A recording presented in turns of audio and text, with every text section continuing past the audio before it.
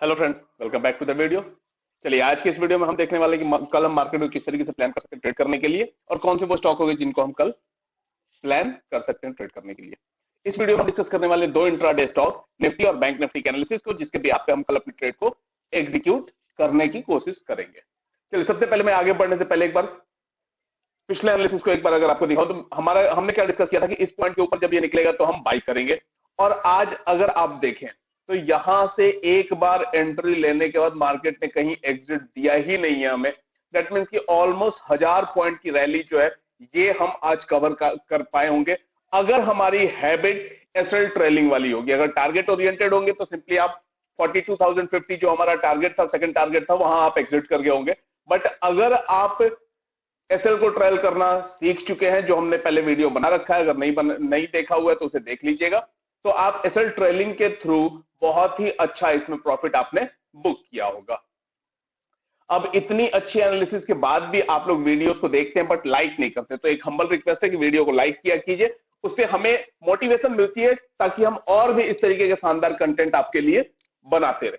चलिए आगे बढ़ते हैं और अब बात करते हैं कि आगे के लिए हमारी प्लान क्या होगी।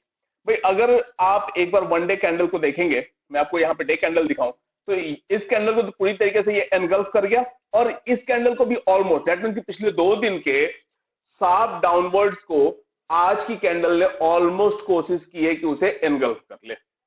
अब अगर हम छोटे टाइम फ्रेम पे आए और आपको एक पॉइंट दिखाऊं कि मार्केट में पहले एक डाउन ट्रेंड और इसके बाद एक अप ट्रेंड।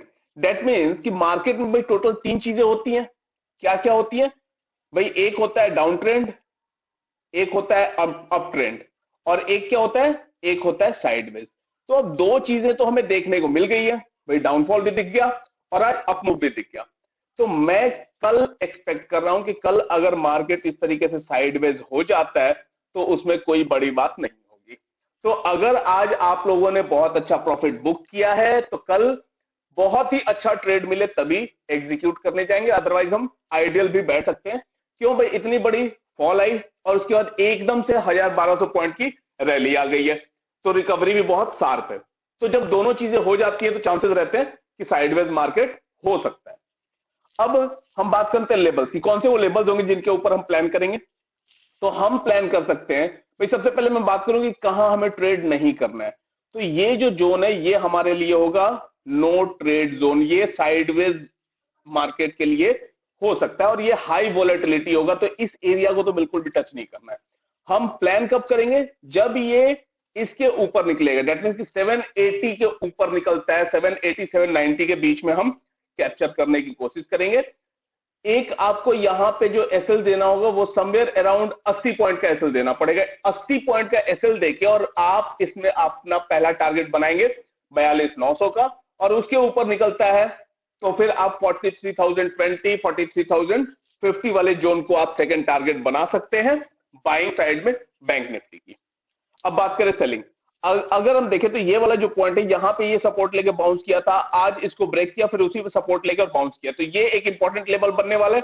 तो जब ये 42 220 या 200 के नीचे निकलता है तो उस केस में आप 70 से 80 पॉइंट का एसएल देके और पहला टारगेट बनाएंगे 42 120 का, और उसके नीचे निकलता है तो फिर 41 980 या फिर आप राउंड फिगर में रख लीजिए 42,000 का हम अपना सेकेंड टारगेट प्लान कर सकते हैं सेलिंग साइड पे। एक बात ध्यान रखिएगा, कल थोड़ा सा हम संभल के ट्रेड करेंगे। अगर हमारा एक एसएल चला जाता हम आइडियल बैठेंगे भाई, एसएल जाएगा तो कितना जाएगा? 50 60 70 80 पॉइंट का। लेकिन आज हम में से जिन्होंने भी ट्रेड किया होगा मिनिमम 300-400 पॉइंट कैप्चर किए होंगे, तो अगर 300-400 पॉइंट कैप्चर करने के बाद 60-70 पॉइंट का एसएल जाता है तो जाने दीजिए, उसके बाद आइडियल बैठ जाएंगे। क्योंकि हाई वोलेटिलिटी की वजह से कल हो सकता है कि साइडवेज रहे और आपके दोनों साइड के एसएल जा सकते हैं, तो थोड़ा सा कल हम संभल के ट्रेड करेंगे। चलिए बात करते हैं निफ्टी की। अगर निफ्टी की हम बात करें तो निफ्टी में ये जो जोन है ये होगा हमारे लिए नो ट्रेड जोन, ये हाई वोलेटिलिटी जोन होगा, तो इस जोन में हम ट्रेड नहीं करेंगे। जब ये इसके ऊपर निकलता है तब हम उसके इसमें बाई प्लान करेंगे। 18080 के ऊपर निकलता है तो 25 से 30 पॉइंट का एसएल देके 18140 और 18170 का टारगेट हम प्लान कर सकते हैं बाइंग साइड में निफ्टी में। और अगर बात करते हैं सेलिंग साइड, तो सेलिंग साइड के लिए ये वाला लेवल जब ब्रेक होगा तो उस केस में हम सेल करेंगे। 17970 के ऊपर नीचे निकलेगा तो उस केस में हम सेल करेंगे। 25 से 30 पॉइंट का एसएल देंगे। 17,920 925 का होगा पहला टारगेट और उसके नीचे निकलता है तो फिर 17,890 का होगा आपका सेकंड टारगेट निफ्टी के अंदर सेलिंग साइड में। चलिए बात करते हैं इंट्राडे स्टॉक। अगर मैं इंट्राडे स्टॉक की बात करूं तो आज एमएनएम में आपको बहुत ही अच्छा प्रॉफिट मिला होगा, बट जो इन्फोसिस था वो हमारे उसी रेंज में, बाइंग और सेलिंग का जो रेंज था उसी रेंज में रह गया। दैट मींस कि आज उसमें इनसाइड कैंडल बन गई होगी, तो आप उसे कल के लिए भी ट्रैक कर सकते हैं। अगर वो कल हमारे लेवल्स के अकॉर्डिंग परफॉर्म करता है तो आप उसमें भी ट्रेड एग्जीक्यूट कर सकते हैं।